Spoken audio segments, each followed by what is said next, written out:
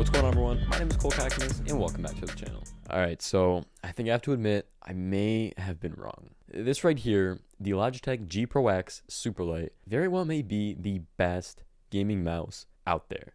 For some context, I've been using the Razer Viper Ultimate over the last month, which, don't get me wrong, it's a great mouse, but after using this guy over the past couple of weeks, I've been really impressed. However, at its $150 price tag, does it make sense to add to your gaming setup? Let's talk about it. Beginning by opening up the box, inside you get the mouse itself along with the USB receiver and the extender dongle for it. Moving on, you get a quick start guide with some other paperwork and the Logitech G sticker. They also give you these extra rubber grip skins, which I haven't actually tried out or really felt the need to, but just by the way they feel, you aren't going to be slipping with these on. The puck on the underside can be swapped out and is also where you can store the USB receiver whenever it's not in use. Having the microfiber cloth included is really nice to see, especially because of this white color, but you're going to get it either way no matter if you get the white or the black version. While objectively, I do think this is one of the better mice out there and definitely better than the Viper Ultimate, I think that just on design alone, Razer takes the cake here. But looking back to the Superlight, it's super clean with no RGBs to be seen. I know some people may not like this, but I'm all for minimal tech, so please, just more of this. Oh. The white looks excellent on my desk. It matches really well with some of the other peripherals I have on here. I just wish they did offer a white headset because, they would have my money in a minute. Dude, why are you telling them that? Did you just drop $1,000 on... Dude, I'm recording right now. Sorry. They can hear you. You just got this silver Logitech G logo on this all-white finish, which makes for a really clean aesthetic. The mouse is ambidextrous, so it'll fit into most hands fine. I'd say it's pretty average size, which definitely will help a lot with the fit, but its actual dimensions are 4.92 inches tall, or 125 millimeters, 2.5 inches wide, or about 63.5 millimeters, and then 1.5 inches, or 40 millimeters deep. Obviously, the big thing about this mouse is that it's super light.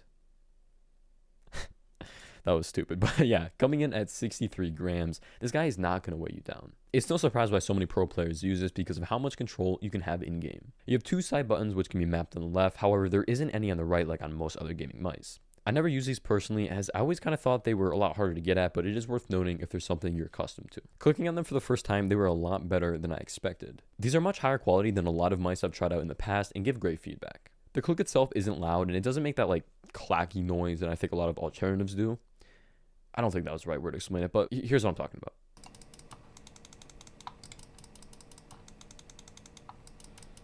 The mouse buttons as well feel really fluid to click on, and these switches provide you with a perfect amount of feedback in travel.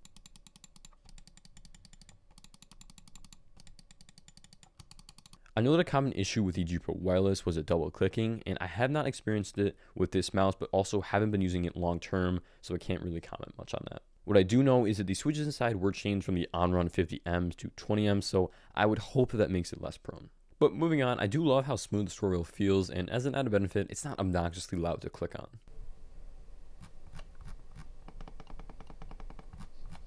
Looking at the underside, you'll see that the feet allow the mouse to glide really well. I did decide to put the PTFE puck on here, but honestly, the difference has been pretty subtle. But having the feet really is a lifesaver because in competitive games, I'm able to move the mouse quickly while still being able to have precise aim. You'll also see that you have the power switch under here, but there is not a button for changing your DPI settings. That is all done in GHub, so let's actually just go check it out real quick. Alright, so here we are in GHub. It's really simple, not too much going on. We'll start off with DPI, which is where you can just select any one of these presets and that'll be the speed your mouse is set to. Each one of them can be changed in intervals of 50 from 100 up to 25,600, which is what I usually made. Then going over to assignments, you can turn on G-Shift, which allows you to set any one of the mouse buttons to another action. So this could be just like a macro, an app launch. But for me, what I do is the DPI cycle. That way, because there is no DPI button, I can actually still change the settings. But yeah, that's really all there is to it. Because there is no RGBs, there's not much more customization that you can do. The Hero sensor with their Lightspeed technology provides such a fluid gaming experience. Paired with the PTFE feet and lightweight build, I really do feel like I have full control over my game. Now, the build quality of this mouse really is top notch. As I said, the buttons feel really good to click on, which is so important, especially when you're playing games for long hours. I've been pleasantly surprised by how comfortable it stays during those long sessions. The matte finish honestly feels really nice in my hand, and the slight indent on either side makes pressing my fingers easy. Again, I haven't felt the need to use the included grips because I've never experienced any discomfort while gaming. Moving on to connectivity, this is where my problems with this mouse really start to arise. So going into 2022, this mouse, Logitech sells for $150, still uses micro USB. Like, come on, that's just annoying. Now, this isn't as big of a deal in the Viper, right? Because you do get that nice charging dock, but no, on here, you don't get any sort of dock. I did go ahead and pick up a third-party one from Amazon that only ran me about $30. It's worked perfectly, does the job really well, so if you want to check it out, I will have a link in the description. All you got to do is take off the puck from the Superlight, and then the magnets on the inside of the mouse will actually charge it. This is using the same PowerPlay wireless charging tech that's in Logitech's mouse pads, but it is by no means fast charging. It's really just meant to trickle charge the mouse so it never will die on you. Also included with it is a 10-gram puck, so you can actually use this just to increase the weight of your mouse if you don't really like how light it is, or if you just want to be able to throw the mouse straight onto the dock and charge without taking it off. This works too. Luckily, you really don't have to charge this mouse all too often because it's rated for an insane 70 hours of use. Not having RGB definitely helps keep it so high, and in my opinion, I think it's a worthy trade-off. I've switched using this guy as my main gaming mouse and have absolutely been loving it. As I said, it stays very comfortable during those long gaming sessions, and its lightweight build makes those quick movements in games a breeze. It feels extremely responsive, and I've never felt like it was lagging behind, even in those fast-paced situations. But of course, if you do want to use it wired, you can. The cable that's included honestly isn't that high quality when you compare it to the Razer Viper one. That one was actually kind of nice. This one, it's fine, but what I do like about it is that it'll fit perfectly into these slots on the front of the mouse, and it's built so it's only going to go in one way. When it comes to everyday use, this guy is definitely not my go-to. That's what the MX Master 2S is for, but it's been okay. Unlike Razer, Logitech actually does support Mac OS, so that makes it a little more viable, as my creative workflow really exists entirely on the Mac. I edit in Final Cut Pro, and then I just stick on there to use Lightroom and Photoshop.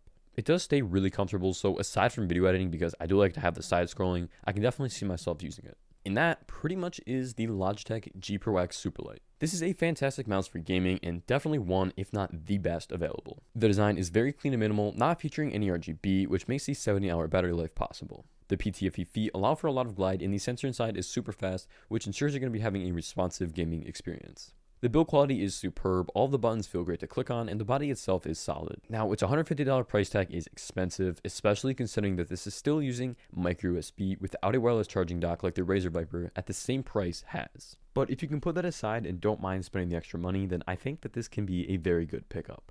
Let me know what you think. I'm definitely really interested in seeing why you guys will or won't be adding this to your gaming setup. For me personally, I'm going to be maining this guy for quite a bit, but if you do think that there are some better options out there at a lower cost, let me know, because I'm definitely looking into adding some more to my arsenal. But with that all said, I really do appreciate all of you guys for watching. It means a lot. If you did enjoy, please drop a like and subscribe to the channel to see more tech and gaming related content in the very near future. Thanks again for watching, and take care.